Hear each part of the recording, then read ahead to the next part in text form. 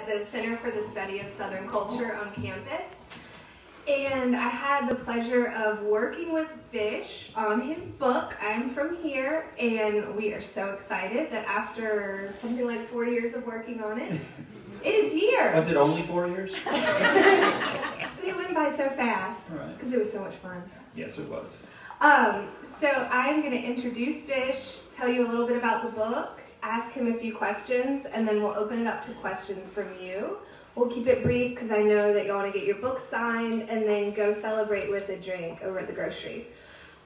So most of you are here because you know Vish. He has been the chef at Snackbar here in Oxford since 2009. He won a 2019 James Beard Award for Best Chef South. He was this year's inductee into the Fellowship of Southern Farmers, Artisans, and Chefs at Blackberry Farm. A native of Ahmedabad in the state of Gujarat in India. He spent a year in Strasbourg, France after high school and then moved to Texas where his father, a physicist, took a job at UT Austin.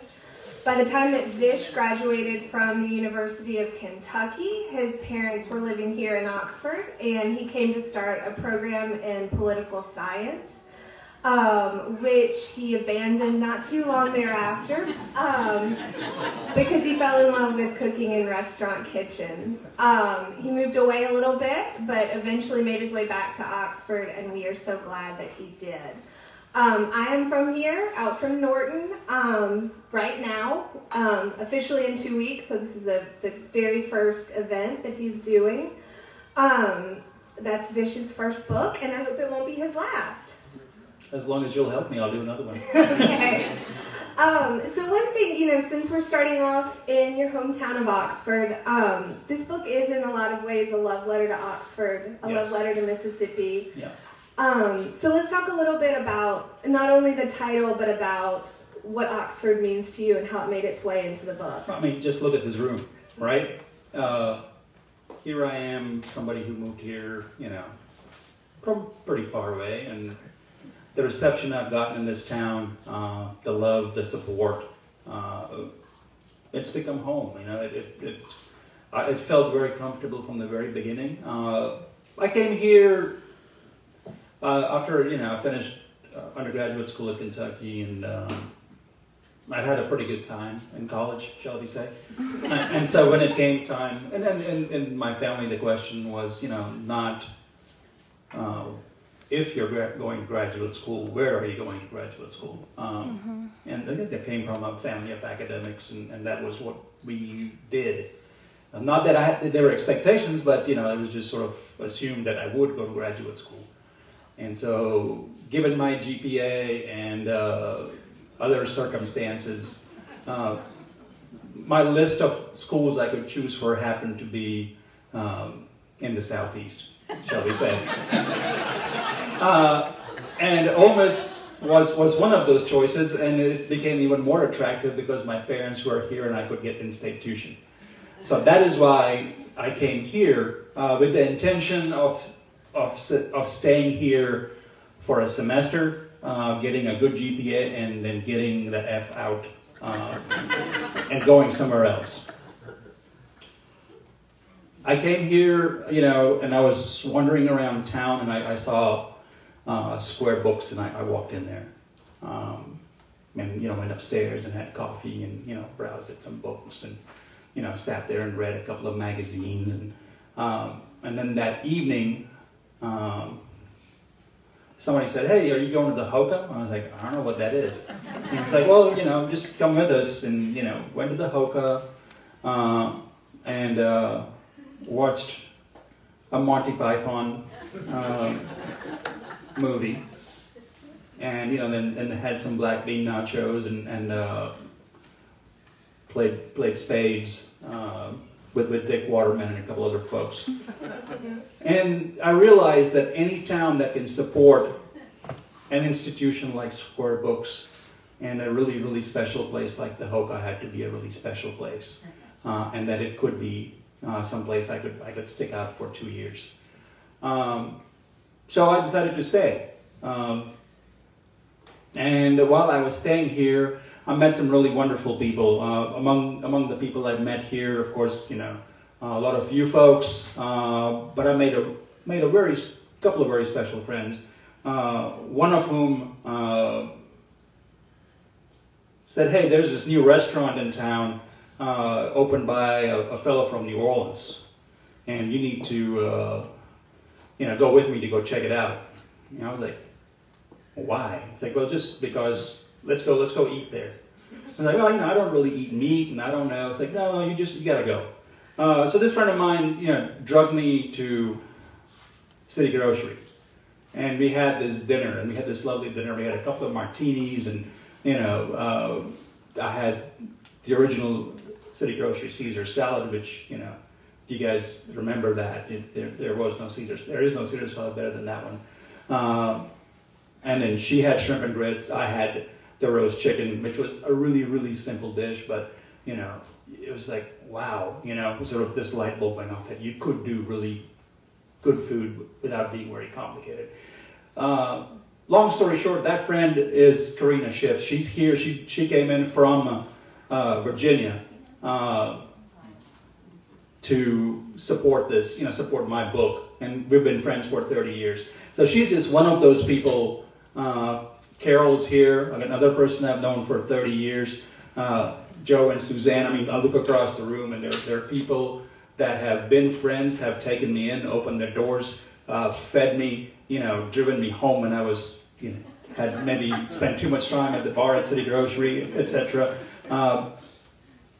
And once we opened Snackbar, you guys showed up from the very first day and have kept us going, right? Snackbar became what it is because you supported us. I mean, you know, people would have easily said, "I'm not going to that strip mall," but you did. But you did, and that's what makes Oxford special. That's what has made it special to me. That is what has made it home.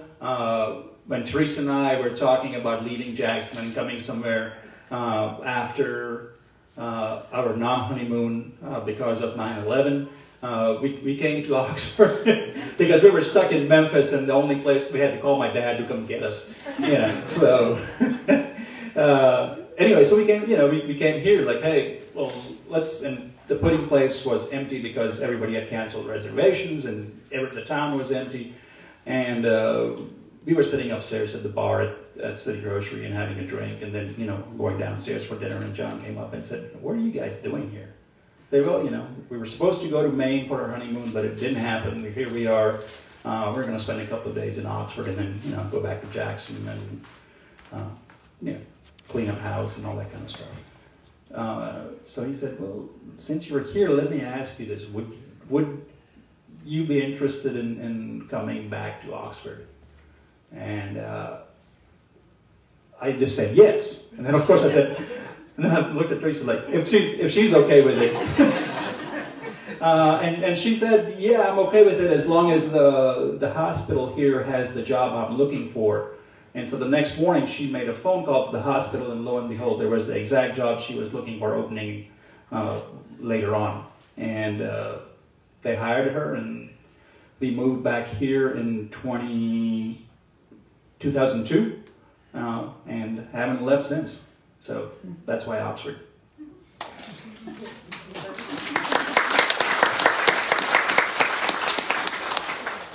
So my guess is that everybody here, or 99% of you, have had the food at Snackbar, and you'll find some of those recipes in the book. You'll find the okra chaat, boiled peanut chaat, Punjabi fried catfish. But above all, this is really a book that is meant to be cooked at home, and you're a chef who loves to cook at home. I do. Talk a little bit about that. Well, it's you know, I became a chef by default, right? Because I studied political science, and I studied international studies, and you know, I at one time I could tell you every capital of every Eastern European republic and every Russian republic or Soviet republic. And just as I was graduating, that bastard Gorbachev decided that he was going to be nice and change the world order. And once that happened, people like me that had gone to school thinking, you know, this status quo makes us important, just fell apart, and I didn't have a way to get a job or do anything I wanted to do. And so I had to do something else, and that something else happened to be flipping burgers, which I did initially not so well, and then a little bit better, and now pretty damn good. So. But anyway, I mean, the reason I became a chef is because, sort of by default, as I said, you know, I love to eat. And because I love to eat, I like to cook, to feed myself. But I also really, really, really enjoy gathering with friends and family. Because as a kid, those were the most fun, memorable, important times of my life. Food was the center of all the good things that were happening in my family, always. And so those memories were very important, are very important. And so that's why I love to cook and have folks over, and you know, and that sort of led to, in college initially, led to cooking for my roommates, or, you know, and then that group of 3 grew into a group of, you know, 6 or 7, into a group of about 25 every weekend, with the deal being, you guys buy the groceries, I will cook. And then that led to one of our department chairmans coming over, you know, being invited to dinner, and then he asked me, well, when he was there, he's like, oh, you know, it's my wife's birthday next week, and we would love for you to come and cook, and we will pay you, you know, $50 if you'll cook a dinner. And that's when the light bulb went off, that I could actually get paid to do what I enjoyed to do, and so that's how this journey started. So talk a little bit about coming from India. You had the gap year with your family in France, right, to Texas and then Kentucky. Starting to cook in college and after, what were some of the ingredients that were new to you, and what were the ones that were already familiar? So all meat was new. Right? I didn't know anything about cooking meat, eating meat. You know, a hunk of meat on a plate, that concept just didn't exist for me. I'd grown up vegetarian. Right? I didn't know what to do with it, and I, you know, sometimes still have trouble with it.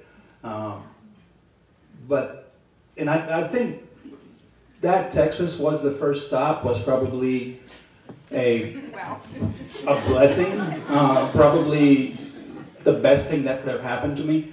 There were a number of things. One, because Texas, climate-wise, where we were, was very similar to where I'd grown up, right? Sort of dryish heat, you know, shrubs and this, that, the other. 2, because of Texas's history, the foods that were available in the grocery stores looked really familiar to me. So, you know, there were things like, you know, beans and okra and tomatoes and tortillas, which, you know, clearly not chapatis, but look exactly like a chapati, right?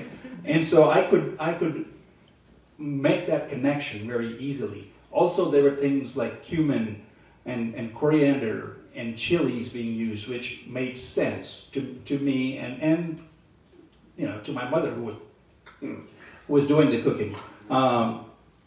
And the other thing about being in Texas was there were people in Texas who looked like me, right? There were other brown people there, and they were part of everyday. You know, you could see them in grocery stores. I would see them in school. I would see them in the streets. And so it made that transition a lot easier. Of course, I didn't understand the wide open spaces. Like, what is this? I mean, I didn't understand that. I didn't understand that there was no public transportation. You couldn't get from, you know, like I couldn't take a bus or a train to go from one place in Texas to another. I didn't really understand some of the cowboy hats and boots. But, you know, I chalked that up to just like, hey, you know, it's Texas. It's supposed to be like that. Tell us what made you want to write a book. Getting old, I guess. No. No. I mean, it's look. one of those things, like I feel like every one of us has stories that matter to us, right? That we want to share with folks, and that it's important to share experiences.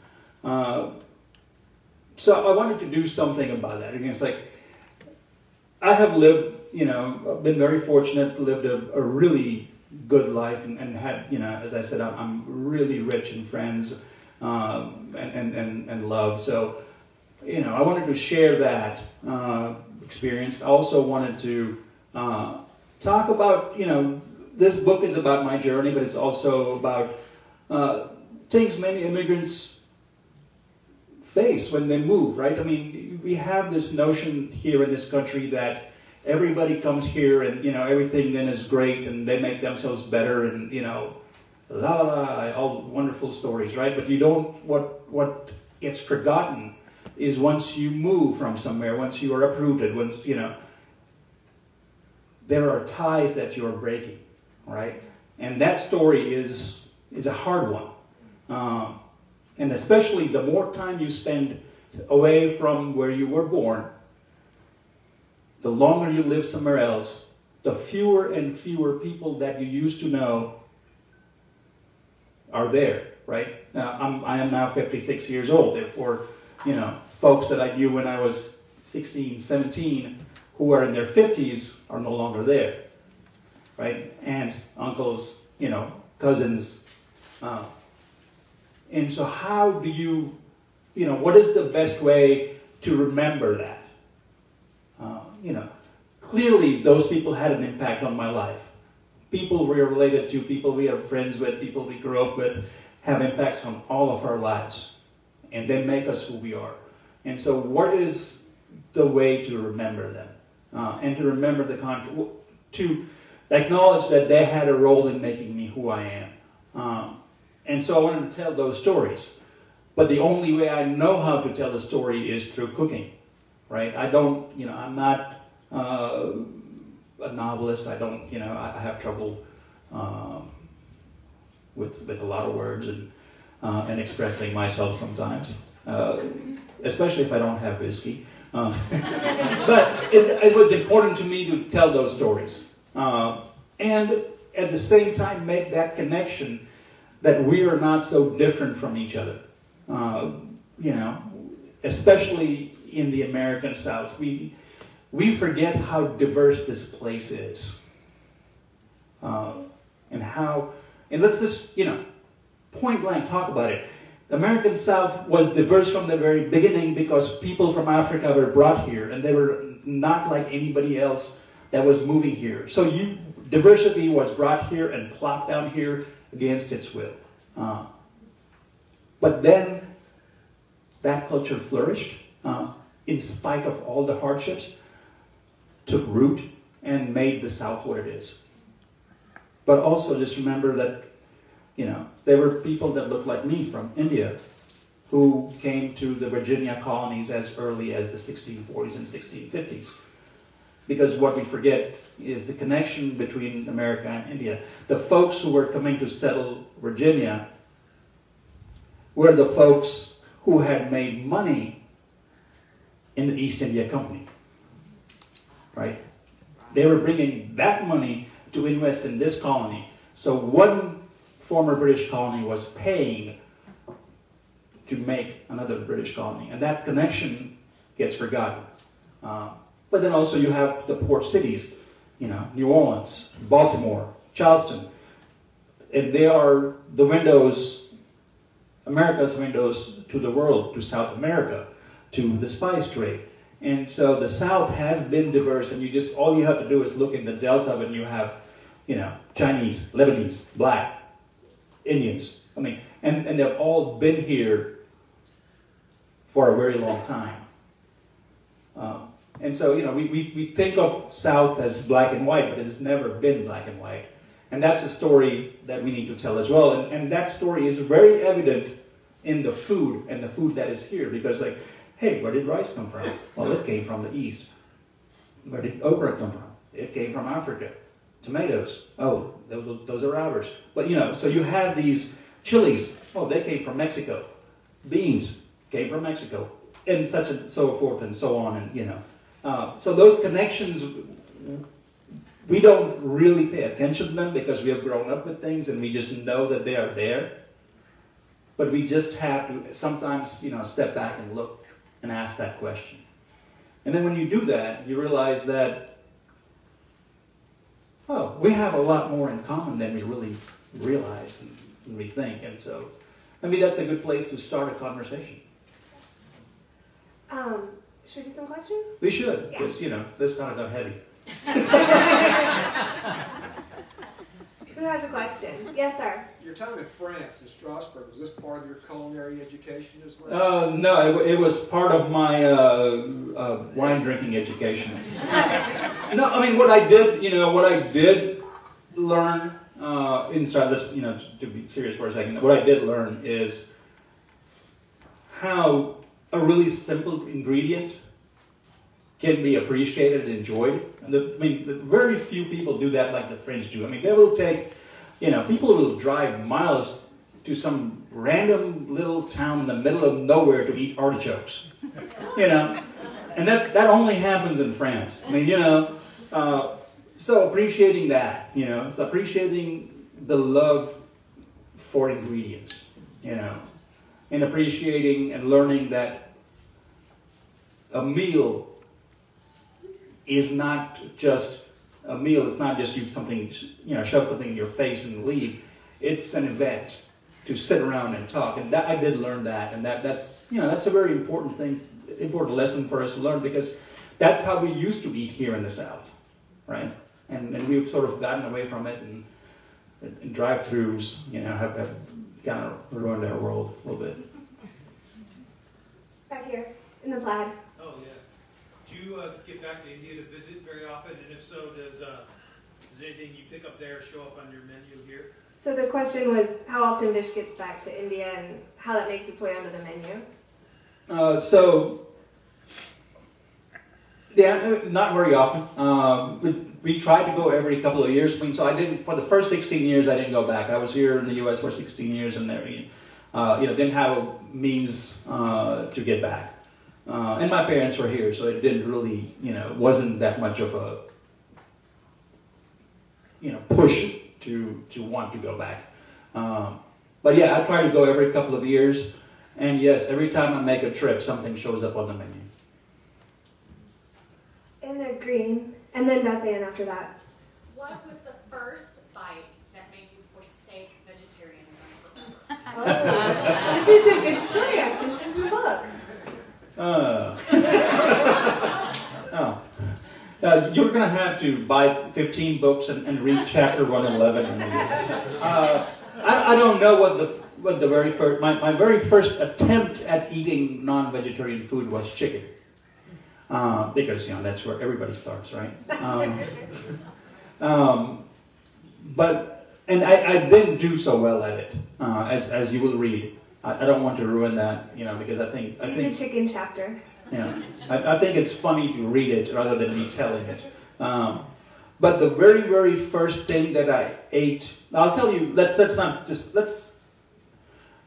very first thing I ate was chicken. So, but there's a funny story because the very first time I ate beef, and that's that sort of for somebody who had grown up in a Hindu Brahmin family in India, that once you cross that line, it's it's over, and I can't believe they let me back in the country, but that happened. I was going to New Mexico. I was in college. I was going to New Mexico, and I had to change flights in Dallas, Texas. And I had a layover for about 3 hours, and it was lunchtime. And so I was like, well, I don't eat hamburgers.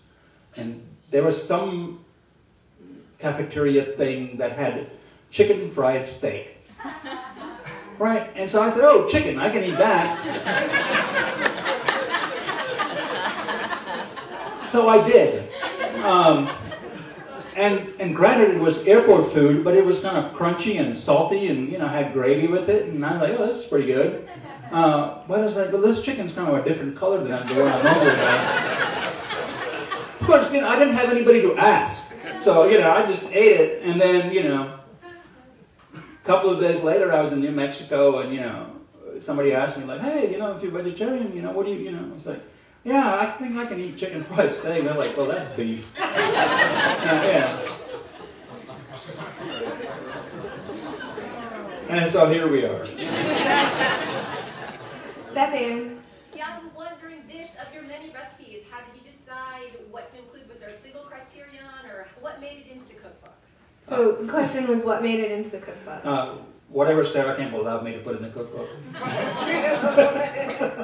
No, I mean, so we started off with a lot of recipes, right? I mean, but I wanted, so the recipes, as you will see in the book is broken down by ingredients.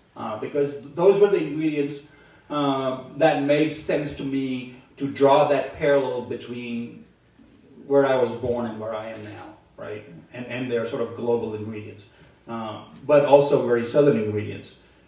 And so we sort of made a list of recipes that might work. And I wanted a transition where recipes went from very Indianish to very southernish, right? And then sort of in between, and talk about, you know, other cultures that have influenced me and my cooking. And so that's how, and then it was like, okay, well, how many recipes can one have? And the editor was like, you know, any more than 130 is too many. And so basically we narrowed it down to 130, which was sort of at the top end. And we left some recipes out. Some of them I don't really even remember what they were, and that clearly means that they didn't need to be in the book. Some of them I had to leave out because then if I put everything in one book, you guys wouldn't be here in a couple of years for the next book signing. So yeah, I mean, the criteria was it had to be a recipe that I would eat. If I don't eat it, it's not in the book. And I will say, I mean, one of the things you talked about is you wanted people to be able to make it at home. Oh, yeah. You wanted to be able to get the vast majority of the ingredients. At Kroger here. You should be able to buy the 99.9% of the ingredients in every recipe in this book, either at Kroger or at Larson's. So, the same. Yeah.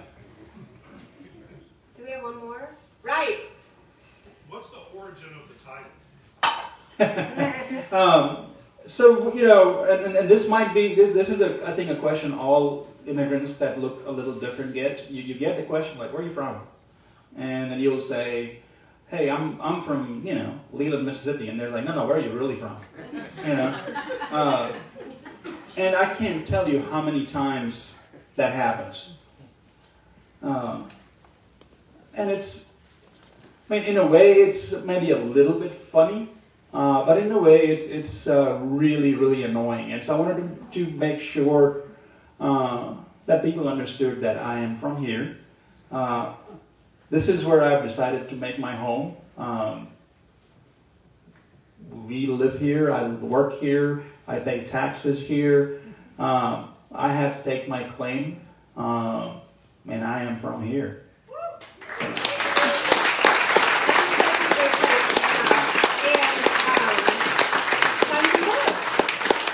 Yeah, I think we're going to stop. Of course, if you guys want to come up and ask questions as I'm signing books, because I know a lot of folks want books signed.